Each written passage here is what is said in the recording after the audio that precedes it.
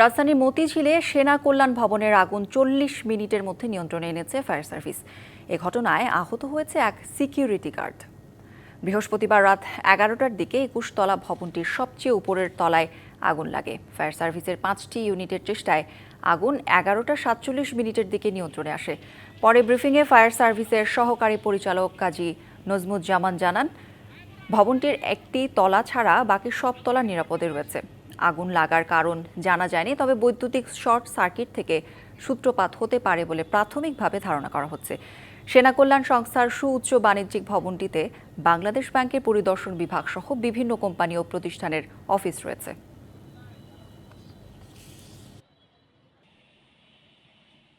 ২১ তলায় বাংলাদেশ ব্যাংকের একটা কর্পোরেট অফিসে গিয়ে আগুনটা আমরা পাই। সিলিং এর উপরে বৈদ্যুতিক তারের ভিতরে আগুনটা ছিল। এখান থেকে প্রচন্ড ধোঁয়া সৃষ্টি হয়। সিকিউরিটি একজন আহত হয়েছে, সে ধোঁয়ায় আহত হয়েছিল। আমরা আমাদের গাড়ি দ্বারা তাকে হাসপাতালে প্রেরণ করি। আশেপাশে বড় বড় বিল্ডিং ছিল, সম্ভাবনা ছিল। যথাসময়ে পদক্ষেপ নেওয়ার জন্য আমরা আর এই আগুনটা বড় হয় নাই।